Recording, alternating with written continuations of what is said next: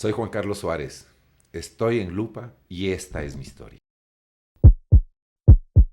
Bienvenidos a Lupa, el podcast. Gracias por acompañarnos una semana más. Hoy tenemos un invitado, nuestro primer invitado masculino en el podcast, y vamos a conversar con él de su interesante trayectoria en el deporte, también a nivel profesional en la odontología y desde luego en su vida personal, en lo que vamos a tocar también temas muy sensibles. Le damos la bienvenida al doctor Juan Carlos Suárez, ídolo de Macará, de técnico universitario, aquí en la ciudad de Ambato. Muy buenas tardes, doctor, bienvenido, un gusto tenerlo. Carolina, buenas tardes, un placer para mí dirigirme a nuestros amigos que nos ven a través de la lupa y poder conversar algo de la vida de Juan Carlos Suárez Abril, un deportista ambateño, un ciudadano ambateño, que ha tratado de, bajo el ejemplo de mis padres, hacer algo para destacar y llevar en alto el nombre de Ambato. Empecemos conversando por esa juventud, una juventud interesante. Estuvo en Macará, en técnico universitario. ¿En cuál de los dos estuvo primero? ¿Dónde nació ese bichito por el fútbol? Bueno, yo soy de una familia de 4 hermanos. Lamentablemente falleció el último hermano, Santiago. Éramos 4. Y nací en un barrio eminentemente futbolístico. Me refiero al barrio, a la ciudad de la Vicentina.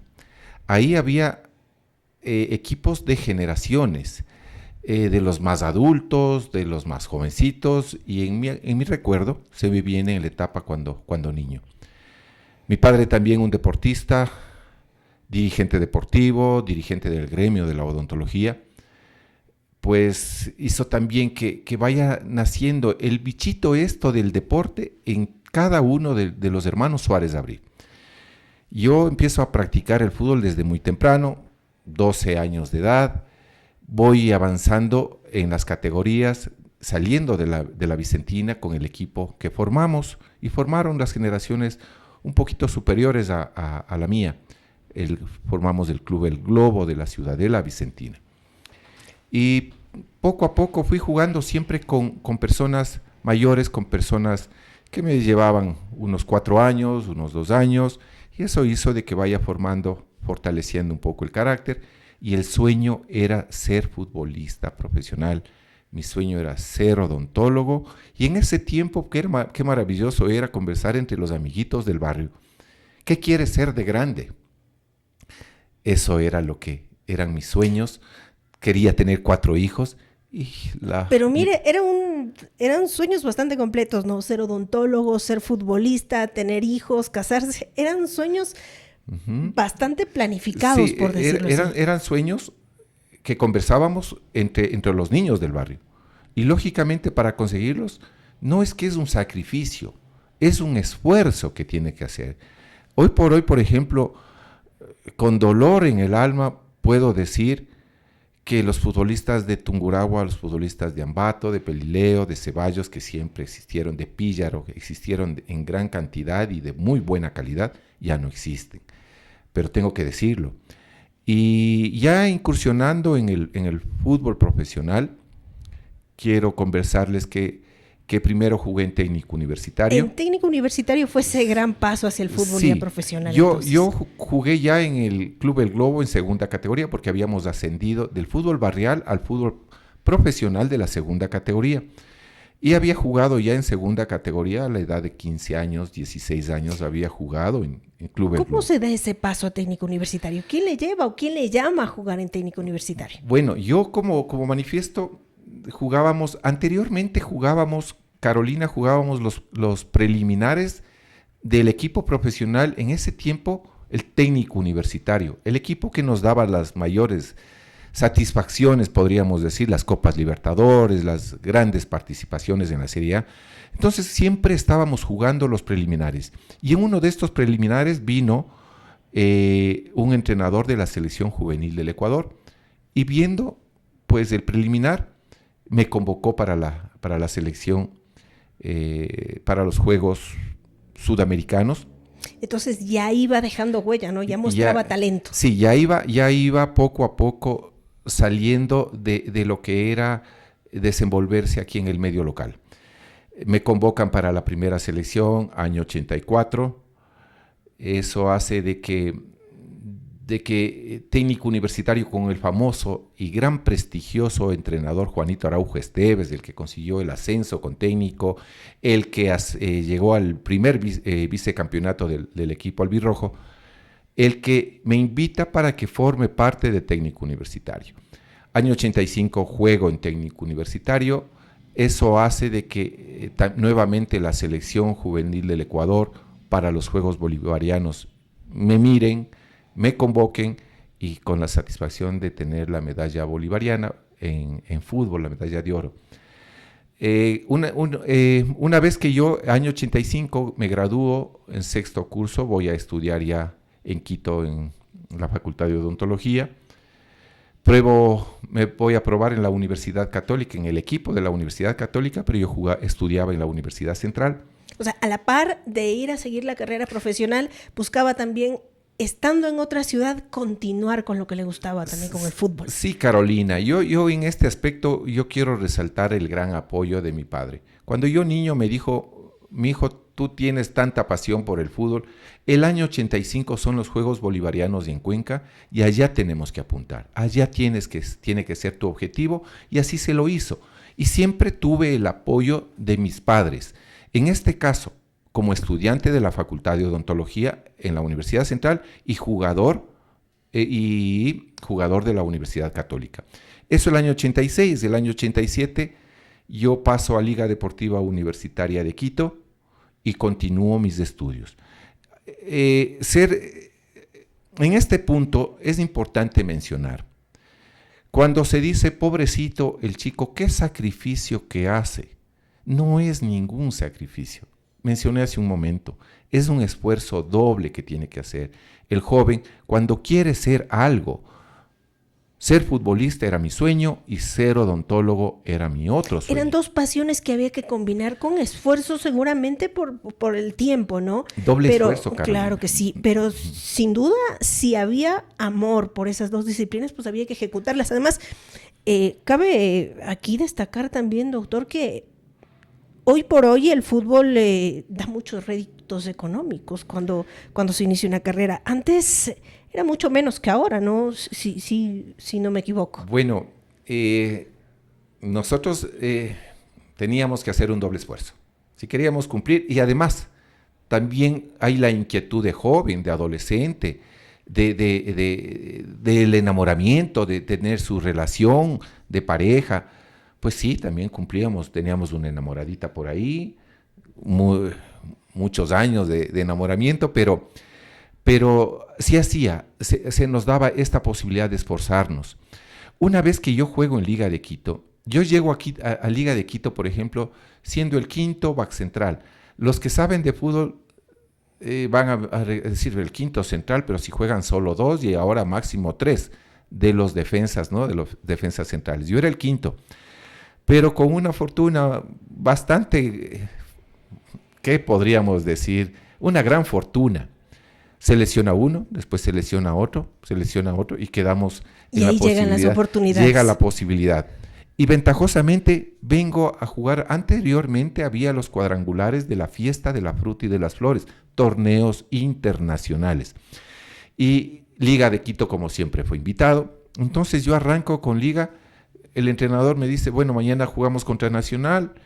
Y decía, contra Nacional, contra mis ídolos. Sí, me tocaba ya jugar. Hincha del Nacional. De niño, sí. Yo me jugaba entre el Nacional de Quito, que era el vitricampeón y el campeón siempre. De grandes glorias de la época. Grandes glorias del técnico. Y el Nacional y también por Macará. O sea, no puedo ocultar, siempre lo he dicho, había un macareño de esos que lloraban. Pero tenía como que un resentimiento con Macará, porque era un equipo que a nosotros no nos regresaba a mirar, no nos daba la oportunidad. Todos los deportistas, los futbolistas que jugaron, los ambateños, jugamos en técnico universitario. Técnico fue nuestro gran equipo, el equipo que nos daba la posibilidad de saltar, de empezar a jugar en el fútbol profesional. Y si nos ponemos a nombrar uno por uno, vamos a ver que son la gran mayoría de los futbolistas de mi tiempo, que no eran pocos. Sin embargo, más tarde da el salto a Macará, a ese equipo que tanto quería? Cuando yo llego a Liga, al finalizar el campeonato año 87 con Liga, el entrenador Leonel Montoya me dice, hombre, pues Suárez, tú llegaste valiendo $1, era colombiano. Tú llegaste valiendo $1, ahora vale 5 veces más. Te felicito, chico, has jugado un muy buen año. Yo vengo a pasar vacaciones aquí y recibo una llamada telefónica del ingeniero Manolo Holguín, un gran dirigente de Macará. Hay que sacarse el sombrero con los años que él estuvo al frente del equipo. Me llama a la casa y me dice, Juan Carlos, sé que estás por aquí, quiero que vengas por favor a mi oficina. Voy, conversamos, me dice, quiero armar un equipo con jugadores jóvenes ambateños. Y habíamos algunos que estábamos recorriendo el país. Entre ellos, mi gran hermano de la vida, mi gran hermano del fútbol, como Ángel Vinicio Buenaño, en paz descanse. Me dice, queremos traerle al Flaco, queremos traerle a Giovanni Mera, queremos traerle a estos jugadores. Tienes Rómulo Sánchez, que era un jugador de Ceballos, el Coco Ceballos. O sea, empieza a motivarme, ¿no? Y voy a la casa con inquietud y le digo, papi, Manolo dice que venga acá. Y no me ¿Hubo duda entonces en algún momento? No me desagrada. ¿Qué tenía yo el impedimento? Yo estaba estudiando odontología. ¿Verdad? Entonces, en Quito. En Quito. Y lógicamente yo todavía seguía siendo hijo de familia. Ya ganaba bien. Usted, Carolina, hace un momento me mencionó que ahora sí el fútbol es muy rentable ahora, pero anteriormente también. Anteriormente ganábamos muy buen billete, podría decirlo así. Entonces ahí entró en la disyuntiva de, a ver, me regreso a Ambato, al equipo de mis amores, ganando bien, o me quedo en Quito haciendo mi carrera. Ahí sí podría decir ganando bien. Los primeros años, Técnico, Católica y Liga, fueron de un esfuerzo futbolístico y muy poco reconocimiento económico. El trabajo que luego se reconoció, ¿no? Se reconoce, porque poco a poco fue engordándose el borrego, digamos. Poco a poco nos fuimos engordando, dando un buen salto, ya con Macará, con Técnico Universitario, salvando la categoría, al siguiente año con Católica en la liguilla del no descenso, y ya con Liga es Liga otra cosa, ya disputando el campeonato, el vicecampeonato. No se llegó. Entonces, ¿eso qué fue? Una motivación para ya ir saltando se fue haciendo el camino a altas lides. Entonces, cuando vengo, la propuesta económica era muy buena. Venía a mi casa a estar con mis padres, con mis amigos. No sabe lo que es, Carolina, que los amigos del barrio a uno le topen y le digan, Juan Carlos, eres nuestro representante del barrio, te apoyamos, ídolo. Tanto como ídolo no, pero sí decían, nosotros te apoyamos porque eres nuestro representante. Claro, de niños conversaban, ¿no? De los sueños. Todos los y sueños. Ahora ya de grande los estaba realizando. Entonces era un ejemplo también. En efecto. Y todos mis amigos, y muchos de mis amigos llegaron a jugar también Macará. En el Globo jugaron muchos años en segunda categoría, o sea, es decir, un barrio eminentemente. ¿Cómo fue la decisión de decir, sí, voy a Macará? ¿Fue en ese momento? ¿Fue más adelante? ¿Cómo se resolvió? Poco a poco, en pocos días, porque tenía que darle la respuesta al ingeniero Holguín. Gentilmente me llama, me hace una propuesta por demás satisfactoria, y conversando con papi, le digo, papi, sí. ¿Qué es lo que yo empiezo a sentir? Yo le quise hacerme el super hombre, Superman. Le digo, papi, yo voy de madrugada a Quito, recibo unas clases, me vengo, entreno y me voy de nuevo a Quito, recibo otras clases, vengo y empecé a hacer este periplo. Mi cuerpo no aguantó. Mucho cansancio. No aguantó. Cansancio. Mal en los viajes, llegaba atrasado a clases, no podía ya ingresar. Llegaba en el futbolístico atrasado. También hay que descansar bien. Entonces... llegaba acá al entrenamiento tarde. No, mal. Entonces ahí es cuando le digo a papi, le digo, viejito, no avanzo, estoy muy cansado, está muy fuerte. Déjame retirarme del fútbol, de los estudios, déjame retirarme de los estudios. Te prometo, papi, que a los 26 años de edad regreso a estudiar, regreso a la universidad. ¿Cuántos años tenía cuando recibió esa propuesta de Macará? Cuando yo vengo a Macará, yo tenía 20 años. Para cumplir 21, el mes de agosto. Entonces, estaba joven y papá era mi representante, pero hacía lo que básicamente yo le pedía, le decía, y como era dirigente deportivo, pues sabía también hacer las negociaciones. Sabía de lo que estaba hablando. Entonces, me dijo, bueno, mijo, al fin y al cabo ya estás ganando bien, ya ganaba Qué bueno, bien. hubo el apoyo entonces Sí, para poder continuar con ese Eso sueño. les decía yo en algunos conversatorios que he tenido, siempre he dicho a los amigos, a los padres de familia, a los chicos mismo, que sigan estudiando durante su proceso de formación, sigan estudiando y sigan cumpliendo con el esfuerzo, el sacrificio, casi digo, lo que yo no digo que es, que sigan esforzándose con la práctica de cualquier deporte. Ahora, ¿cuál es el asunto que a mí me motivó a decirle a mi papi que a los 26 años regresaba a los estudios? Porque para jugar hay edad, Claro, para los estudiar futbolistas. no hay edad.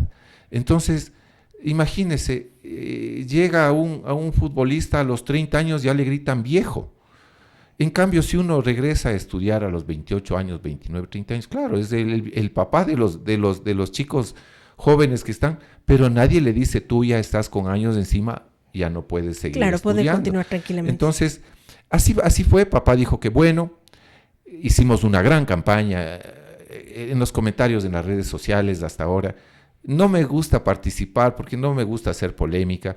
Leo, pero se refieren como al Macará del año 88 como el mejor Macará de la historia. Claro, hay muchos futbolistas recordados de esa época, Hay ¿no? muchos el mismo recordados. Bolaño que descansa en paz. Yo usted quisiera, por mencionaba. ejemplo, dar una alineación base de lo que fue en ese equipo. Claro. Teníamos Milton Rodríguez, un arquero de la selección del Ecuador durante muchos años. Marcaba la punta derecha Jorge El Chueco Triviño, un jugador de grandes condiciones, guayaquileño, del Club Sport Emelec. Rodolfo Abalde, jugador uruguayo de dilatada trayectoria, Juan Carlos Suárez y el flaco Ángel Vinicio Buenaño, 2 ambateños. En el medio campo, Lucho Granda, que era un jugador de múltiples selecciones del Ecuador.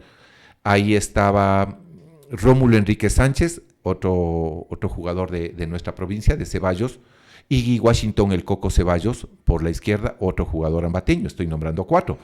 Y como número 10, armador, el maestro de la orquesta, Germán Leguía Drago.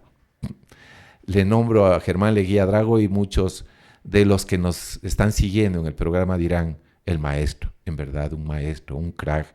Yo tuve la posibilidad de enfrentarme y ser compañero de grandes jugadores extranjeros. Para mí, el mejor jugador que yo vi cómo dominaba la pelota y la solvencia con la cual manejaba, así le tenga a 3 jugadores persiguiéndole, sabía proteger y saber dónde va a dar el pase, pases de 60 metros, de 50 metros que llegaban al pie del compañero. Y adelante teníamos a Giovanni Mera, otro ambateño, Recordado el Pollo Mera. el Pollo Mera, Juan Martín Caballero, que también era seleccionado peruano, un jugador de muy buenas características, 5 ambateños. Y ahí teníamos también Jorge El Cacho Alvear, que jugaba de marcador de punta, de volante, le faltó jugar de arquero, pero siempre jugaba. Entonces teníamos un equipo muy fuerte, muy potente. Se nota la pasión, Juan Carlos, al escucharle hablar, mencionar esas alineaciones con tanta precisión. Se nota que el fútbol ha sido una parte muy importante de su vida. ¿Cuántos años estuvo de ahí? En Macará 2 años. Macará 2 años. Y luego soy contratado por la Universidad Católica nuevamente. Vamos, el arquero y los 3 defensas de los 4 del Macará vamos a la Universidad Católica con el objetivo de subirle de la B a la a medio campeonato. Antes había esa posibilidad. Lo logramos y terminamos un buen año en la Universidad Católica. De ahí paso yo al Club El Nacional. Estoy en el Nacional 3 años, pero juego casi un año y el 75% del restante. Sufro una lesión, me cuesta mucho recuperarme, volví a entrenar, me volví a lesionar, y ahí es cuando la gente dice, ¿qué pasó con Juan Carlos Suárez? Ha ido desapareciendo. Yo escuchaba los programas radiales que no estaba presente. Una fuerte lesión terminó con que tenía que hacerme operar para, aunque sea, volver a caminar, las palabras del médico de ese tiempo que me operó. ¿Qué tipo de lesión era? Me rompí el tobillo, prácticamente explotó mi tobillo. Y por más rehabilitaciones, por más tratamientos que hacía, no daba resultado. Hasta cuando me hice operar, quedé bastante bien, me recuperé, volví a jugar un partido.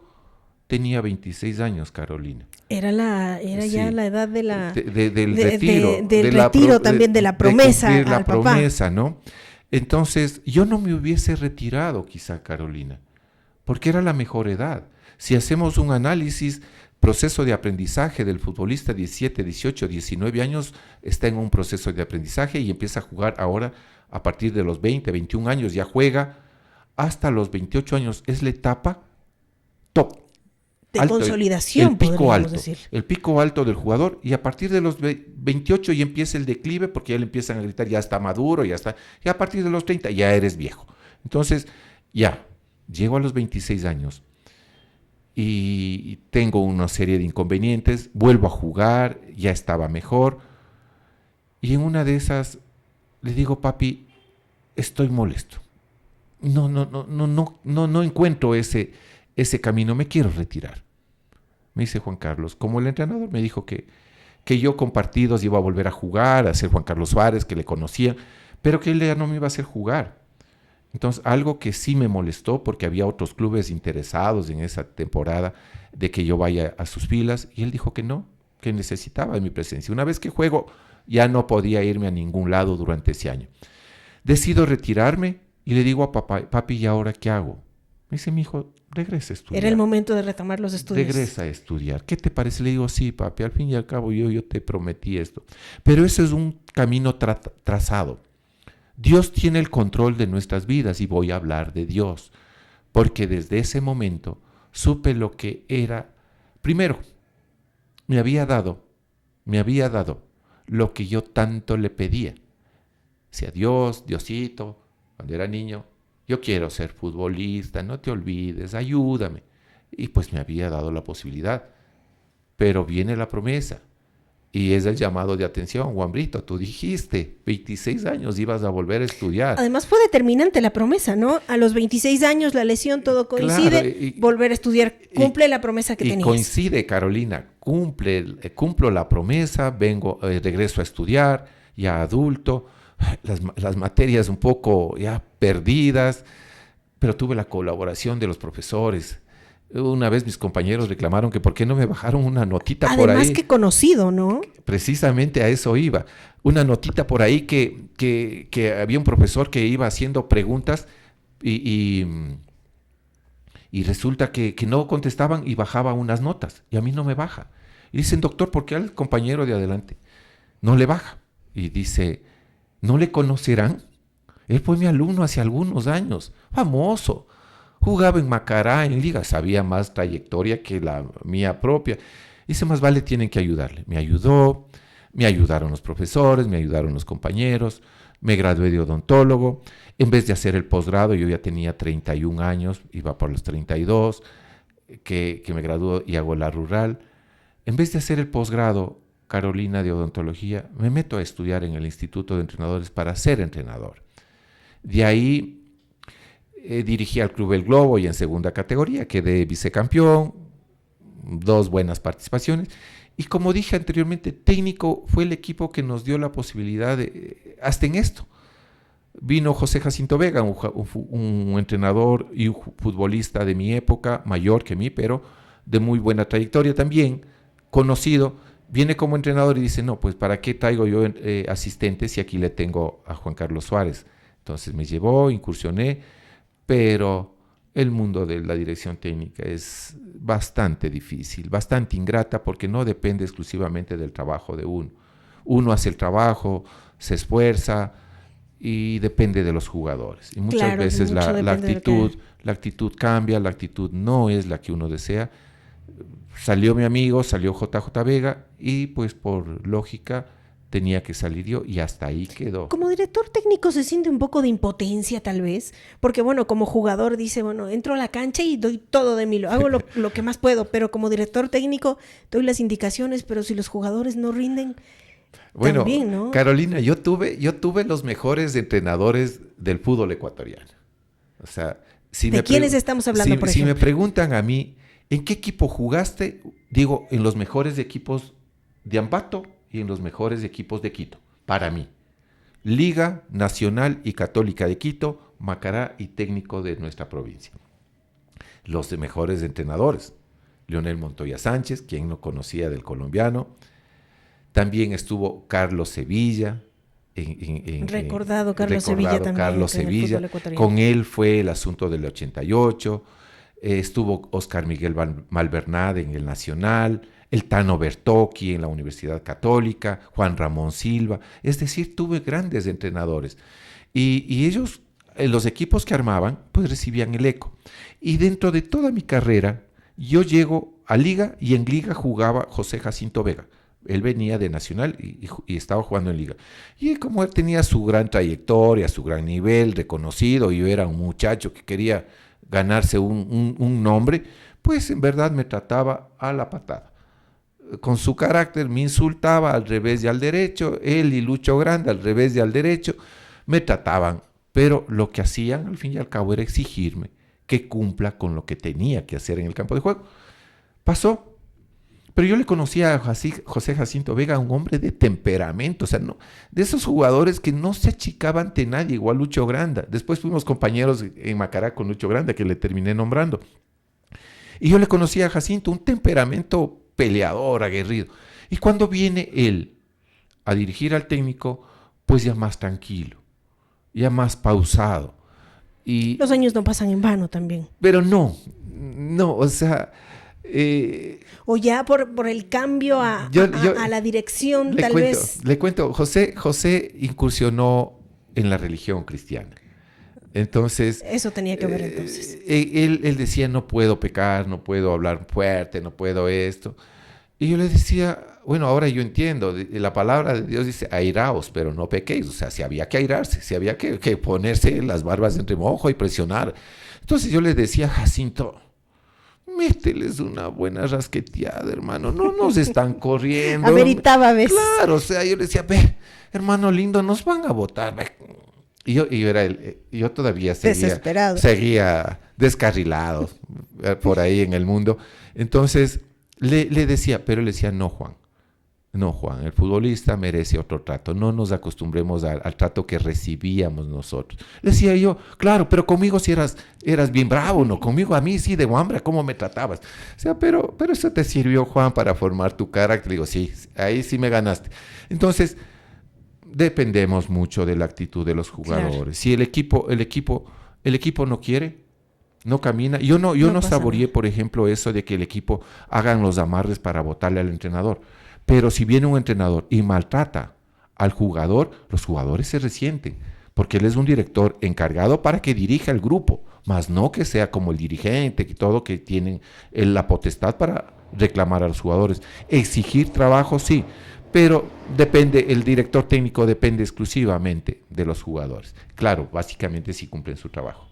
Interesante carrera futbolística, Juan Carlos, dentro y fuera de la cancha, ¿no? Las anécdotas son lo que más se recuerda, pero también Juan Carlos tuvo una lucha a nivel personal, una lucha médica que todavía está librando. ¿De qué se trata, Juan Carlos? Tuvo un encuentro muy cercano con el cáncer. ¿Cómo fue este proceso? Muchas veces se cree que los futbolistas están exentos de este tipo de situaciones, de salud sobre todo, porque se dice son personas que hacen mucho deporte, se alimentan bien, no podrían enfermarse. Pero esta es una enfermedad que alcanzó a Juan Carlos.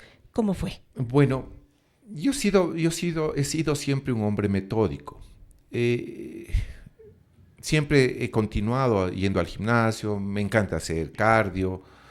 Por ejemplo, a los gimnasios que he ido, siempre ya me guardan el puestito, porque hasta para bailar, hacer los aeróbicos, sí le pongo un poquito de condumio, digamos. El ñeque de siempre y el gozo. Me gusta. Disfrutando de lo que hace. Me gusta disfrutar. Entonces, una de esas, por ejemplo, Carolina, para empezar con este asunto de que el deportista y el ser humano no está exento. Los deportistas éramos controlados al inicio para prepararnos para el campeonato, a mediados del torneo, sí, siempre fuimos valorados, haciéndonos exámenes, controlados y todo, y más aún los equipos grandes. Y empezó en mi vida que iba al gimnasio y había días que terminaba a las 2 horas, pero hecho un quinceañero. tremendamente bien, con una energía. Y había otros días que me agotaba. 15 minutos ya no podía. Eso empieza a nacer en mí una inquietud. O sea, por ejemplo, por eso digo, no estamos exentos. Y bien, Carolina, que lo lleva a colación. Entonces, me hago los chequeos. Yo sabía que eran las pruebas de esfuerzo, sabía el Holter, todo eso. Problema cardíaco. Una arritmia cardíaca. Se presenta en este servidor. Me hago intervenir, o sea, me voy a hacer ver. El asunto económico no estaba acorde a lo que me pedían para la intervención y le digo, doctor, ojalá algún rato pueda hacerme intervenir. Viene el asunto de la pandemia. Yo estaba en mi departamento, hacía deporte, hacía esto, este otro, y sabía que tenía que intervenirme por lo del corazón, por la arritmia cardíaca. Y le pedí a Dios, decía, Dios, yo sé que me vas a curar, dame esa posibilidad. Y me empiezo a aferrar a la palabra, y hay un versículo que dice, he escuchado tus oraciones y he visto tus lágrimas. Te voy a sanar, voy a extender muchos más años a tu vida. ¿Cómo encuentro ese versículo? ¿Cómo no me voy a aferrar a eso, Carolina? Me aferro a eso, le pedí a Dios, hacía mis ejercicios. El día que estaba con la arritmia ya no avanzaba, pero bueno, le daba todo el tiempo. Resulta que me llama un día el doctor y me dice, señor Suárez, ya se hizo la intervención. Le digo, no, doctor, sigo esperando, sigo pidiéndole a Dios. Me dice, señor Suárez, ¿quiere operarse? Sin costo alguno. El presupuesto que me hicieron anteriormente no me alcanzaba. Ni con la voluntad de mi padre. Mi padre fue un gran odontólogo, un gran pintor, un gran dirigente. Mi padre empezó a hacer cuadros para vender y hacerme operar. No se podía, porque estábamos en pandemia. ¿Quién iba a comprar un cuadro en una situación de crisis? Y esperaba y me llama y me dice, ¿quiere hacerse operar? Su caso es muy especial, dice. Le digo, doctor, encantado, yo es lo que le he estado pidiendo a Dios, yo sé que me va a sanar.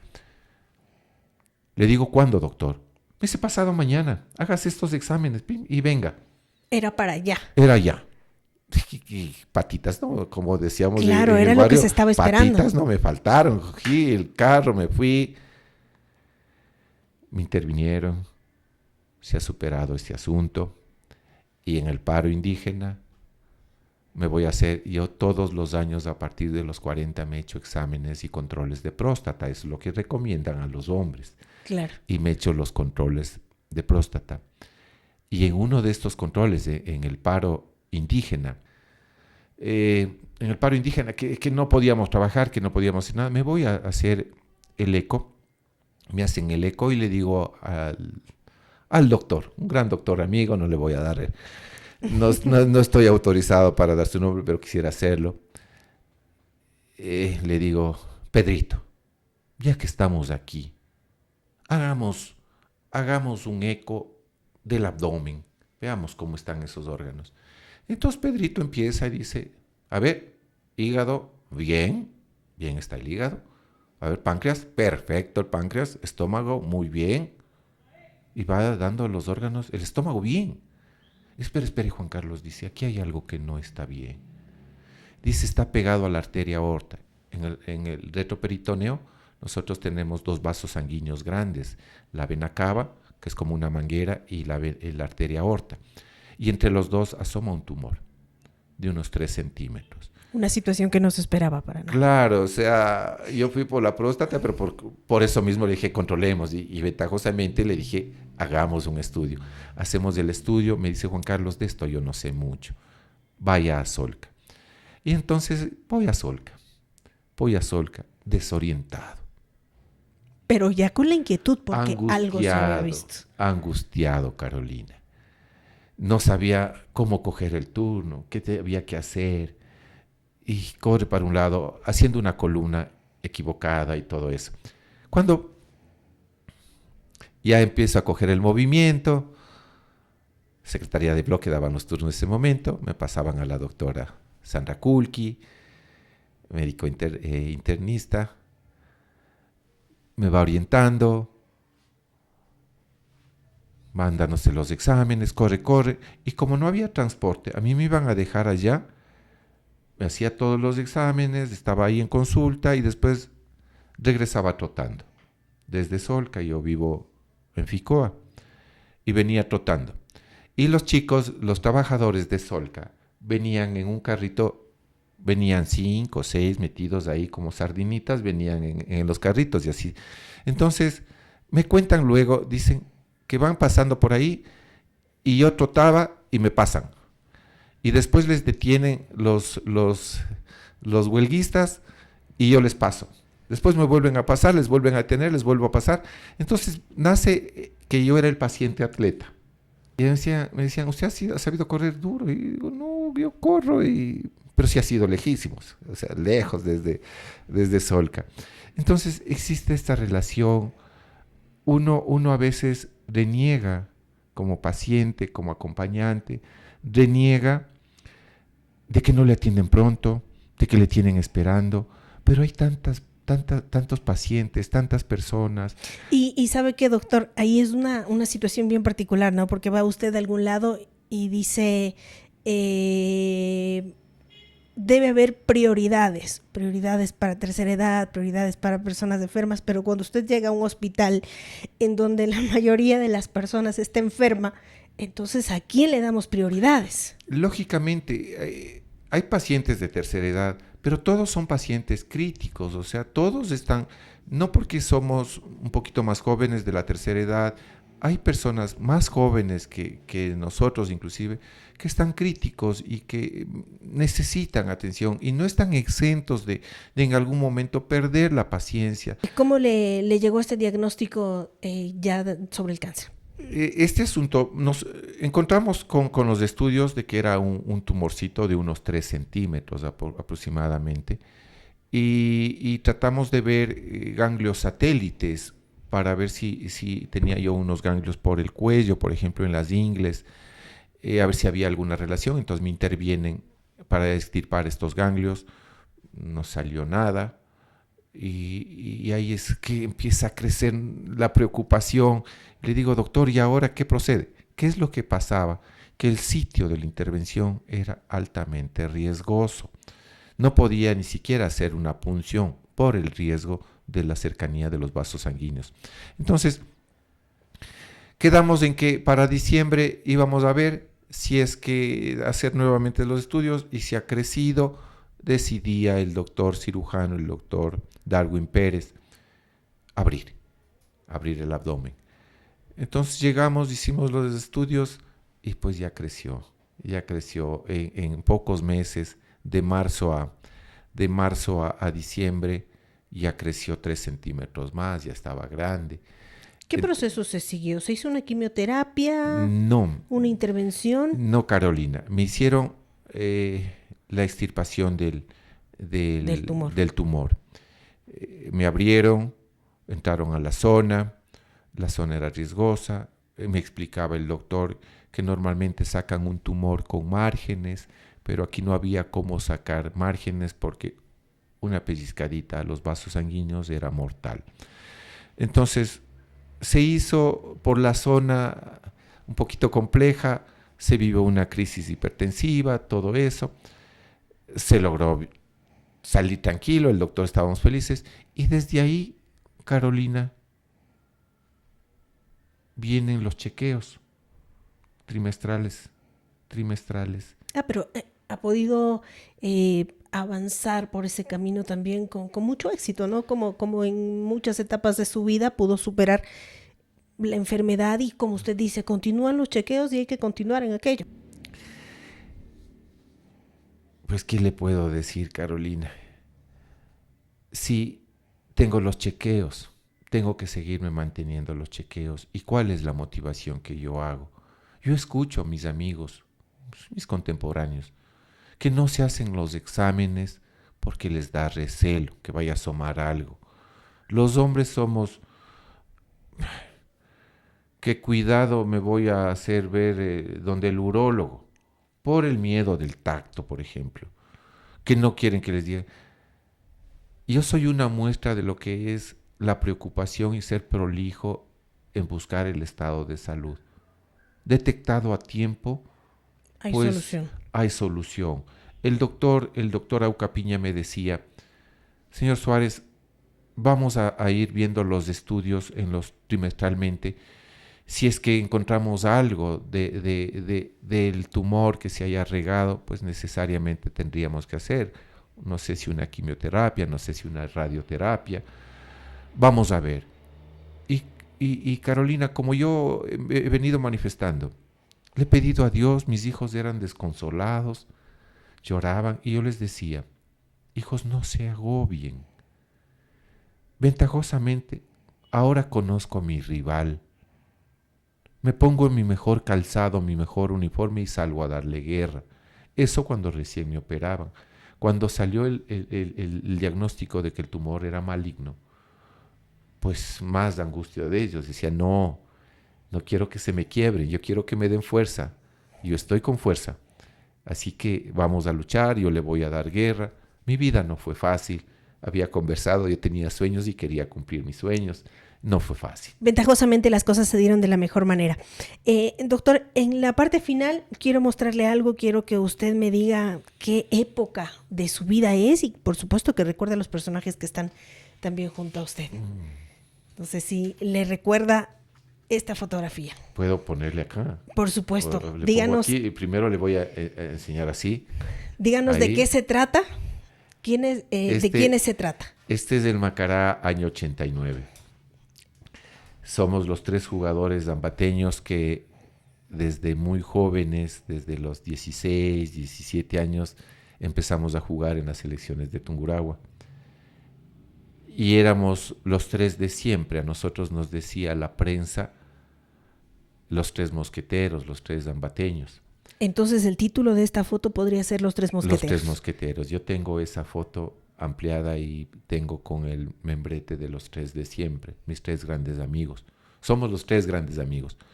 Uno de ellos, Ángel Vinicio Buenaño, pues falleció. Pude darle... Estamos hablando del jugador número 4, si no me equivoco, el 4, sí. En su pantaloneta. El 4, él era lateral izquierdo, el flaco Edison Arias, marcador derecho, y yo el central. Y sí, una linda época, lindos amigos. Yo me resigné a aceptar la muerte de mi amigo cuando uno entiende que el camino de nosotros en este mundo es en base al propósito de Dios. Nosotros cumplimos nuestro propósito y Dios nos lleva. Juan Carlos, yo le agradezco muchísimo por haber estado con nosotros. Un gusto haber compartido tanta historia, tantos recuerdos, tantos anhelos, los sueños que ha tenido. Muchísimas gracias por haber compartido y también este es un ejemplo para los jóvenes. En la parte final yo quisiera ese mensaje para la juventud de hoy en día que a veces se resigna a no lograr sus sueños. Juan Carlos, el mensaje final. Bueno, lo que yo siempre he reclamado, oportunidad para los jugadores, para los futbolistas de mi provincia. Siempre he dicho, mi provincia de Tungurahua tiene grandes valores. Denles la oportunidad. Ahora, también hay que poner de parte, chicos. O sea, también hay que poner un poco de esfuerzo, decisión, querer ser. Entonces, eso es lo que podría recomendarles. Y a los amigos que por una u otra manera están atravesando por momentos críticos en su salud, en su vida. La vida diaria. Arriba hay uno. Él es el uno. Él es la pirámide. Él nos da la fortaleza, nos consuela y nos motiva a seguir en el camino. Seguiremos aquí hasta cuando Él decida. Gracias al doctor Juan Carlos Suárez, ex Gloria de Macará, de técnico universitario de Universidad Católica de Liga de Quito, que ha estado con nosotros hoy. A ustedes los invitamos a suscribirse, a seguirnos en nuestras redes sociales y a esperar nuestros siguientes episodios. Esto es Lupa, el podcast.